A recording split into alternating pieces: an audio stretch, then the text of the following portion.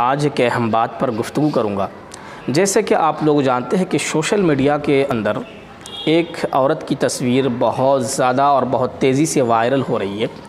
وہ یہ ہے کہ وہ عورت تمل ناڈو کی ہے اور وہ قرآن پڑھ کر مسلمان بن گئی۔ اب وہ کعبۃ اللہ میں جا کر عمرہ وغیرہ کر رہی ہے اور لوگ اس کے سلسلے میں چرچا کر رہے ہیں کہ عورت جو ہے قرآن وغیرہ پڑھ کر وہ اسلام کے اندر جو ہے آ چکی ہے۔ تو یہ بات صحیح ہے، بالکل درست ہے۔ وہ عورت اس سے پہلے جب وہ اسلام کے اندر نہیں آئی تھی تو وہ بہت مشہور تھی اور کچھ کھلاڑیوں میں سے تھی، لیکن قرآن کریم کا ایک معجزاتی طور پر بہت سارے لوگ اس چیز کو سمجھتے ہیں کہ قرآن کریم ایک ایسی کتاب ہے، معجزاتی کتاب ہے۔ جیسے کہ میں آپ کو ایک مثال دے رہا ہوں، فار ایگزامپل یہ ہے کہ آپ اگر دوسری کتابوں کو اگر آپ یاد کرتے ہیں تو بڑی مشکل سے یاد ہوتی ہے۔ اگر خدا نہ خواستہ یاد ہو بھی جاتی ہے تو پھر ہم اسے بھول بھی جاتے ہیں، یاد رہتی نہیں ہے کوئی دوسری کتاب۔ آپ انگلش کی کوئی کتاب اٹھا کر لے لیجئے، اردو کی کوئی کتاب، ہندی کی کوئی کتاب۔ مجھے آپ دیکھ لیجئے، میں اپنے بارے میں بتا رہا ہوں، مجھے 2 تقریر کی کتابیں یاد تھیں، 2 تقریر کی کتابیں یاد تھیں، لیکن آج وہ بھی یاد نہیں ہیں۔ تو یہ کتاب جو ہے، یہ اردو کی کتاب، ہندی کی کتاب، انگریزی کی کتاب، یہ جتنی کتابیں ہیں یہ معجزاتی کتاب نہیں ہے، البتہ پڑھنے لکھنے کے لیے کتاب ہے، لیکن قرآن کریم ایک ایسی کتاب ہے جو معجزاتی کتاب ہے۔ اس لیے جو لوگ بھی پڑھتے ہیں وہ یاد بھی بہت جلدی ہو جاتی ہے اور یاد رہ بھی جاتے ہیں۔ یہ ایک عجیب معجزاتی کتاب ہے، اور جو لوگ اس سے ہدایت جو ہے پانا چاہتے ہیں اور اللہ تعالیٰ کی توفیق سے وہ اس کو ہدایت بھی مل جاتی ہے۔ اس لیے قرآن کریم کے اندر ایک آیت ہے، یضل بہ من یشاء ویہدی بہ من یشاء، کہ لوگ اس قرآن کے ذریعے سے ہدایت بھی پائیں گے اور اس قرآن کے ذریعے سے لوگ گمراہ بھی ہوں گے۔ تو بہت سارے لوگوں کو آپ دیکھتے ہوں گے جو فرقہ پرستوں پر لوگ کام کرتے ہیں، جو گمراہ فرقے ہیں، وہ لوگ قرآن کے ذریعے ہی سے گمراہ ہوتے ہیں، حدیث کے ذریعے ہی سے گمراہ ہوتے ہیں۔ لیکن بہت سارے لوگ اس طرح ہے کہ اس قرآن کے ذریعے سے ہدایت یافتہ ہوتے ہیں، ہدایت پاتے ہیں وہ لوگ۔ اور قرآن کریم کی یہ آیت صادق آتی ہے، یضل بہ من یشاء ویہدی بہ من یشاء، کہ لوگ اس کتاب کے ذریعے سے گمراہ بھی ہوتے ہیں اور لوگ اس کتاب کے ذریعے سے ہدایت بھی پاتے ہیں۔ تو ماشاءاللہ ہم ویلکم کرتے ہیں اس عورت کی کہ بھائی اسلام کے اندر اب آ چکی ہیں۔ تو اللہ تعالیٰ سے ہم یہی دعا کرتے ہیں کہ لوگ جو ہے اس کتاب کو زیادہ سے زیادہ پڑھیں، تب تو وہ اسلام کے سلسلے میں معلوم ہوگا۔ لوگ عموماً اسلام کے سلسلے میں بد کلامی کرتے ہیں، کتاب کو بغیر پڑھے بد کلامی کرتے ہیں۔ وہ لوگ کہتے ہیں اسلام کے اندر دہشت گردی ہے، اسلام کے اندر فلاں قانون ہے جو عورتوں کے لیے ٹھیک نہیں ہے، اسلام کے اندر فلاں چیزیں ہیں جو مردوں کے لیے ٹھیک نہیں ہیں۔ بھائی آپ کتاب کو تو پڑھیں تو صحیح، آپ قرآن کو تو پڑھیں۔ جب آپ قرآن کو پڑھیں گے، سمجھیں گے، پھر تو آپ کو سمجھ آئے گا۔ آپ نے کبھی کتاب کو دیکھا ہی نہیں، آپ نے کبھی کتاب کو چھوا ہی نہیں، آپ نے کبھی قرآن کو ہاتھ بھی نہیں لگایا ہے، اور آپ ایسے ہی اٹھ پٹانگ باتیں کرتے ہیں کہ اسلام کے اندر وہ چیز ہے، فلاں چیز ہے۔ یہ ایک لغویاتی بات ہے اور بیکار سی بات ہے۔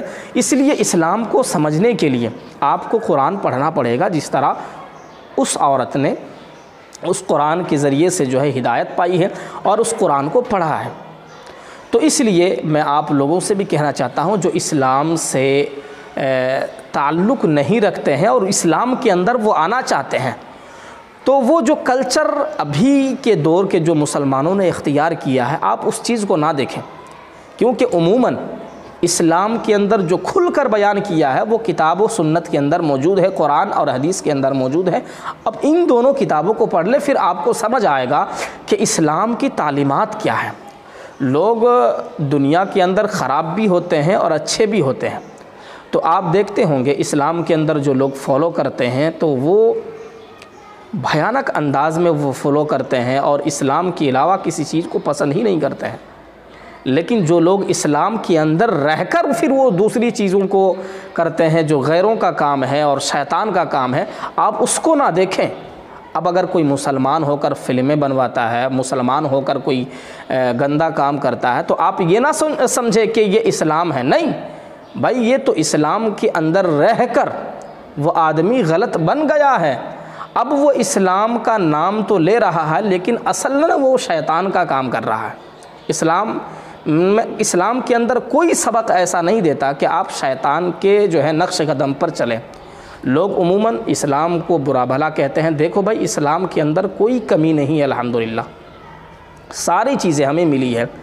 اسلام کے اندر شراب پینا جائز نہیں، حرام ہے۔ اب آپ بھی اسی چیز کو کہتے ہیں کہ شراب پینا حرام ہے کیونکہ شراب کے اندر نشہ ہوتا ہے، جب نشہ ہوتی ہے اس سے تو پھر جو ہے لوگ عجیب عجیب حرکتیں کرتے ہیں، بیوی پر حملہ ہو جاتا ہے، بیٹی پر حملہ ہو جاتا ہے، تو یہ ساری چیزیں ہوتی ہیں۔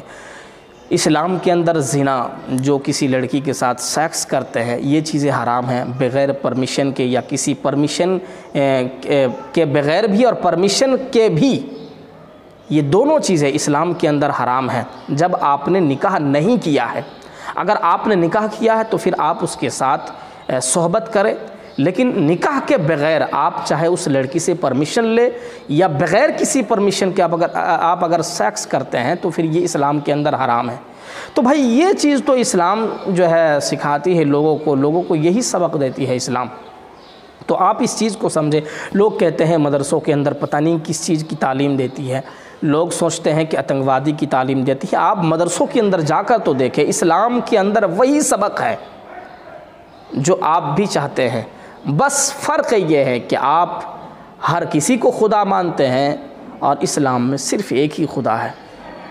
تو یہ چیزیں اسلام کو سمجھنے کے لیے ہیں کہ آپ اسلام کو ضرور سمجھیں اور کتاب و سنت سے سمجھیں، انشاءاللہ بہت زیادہ فائدہ ہوگا۔ تو ہم اس عورت کے سلسلے میں ویلکم کرتے ہیں اسلام کے اندر، اور ڈھیر سارا جو ہے ہم اسے خوش آمدید کہتے ہیں کہ وہ ان کا استقبال ہے۔ اللہ تعالیٰ سے دعا کرے کہ اسی طرح قرآن و سنت کو پڑھ کر لوگ اسلام کے اندر داخل ہو جائیں۔ اللہ تعالیٰ سے دعا کرے کہ اسلام کے اندر جو اشکال و سوال اور جو چیزیں کرنے کی گنجائش کرتے ہیں اللہ تعالیٰ اسے بھی جو ہے اسلام کی راستے پہ لانے کی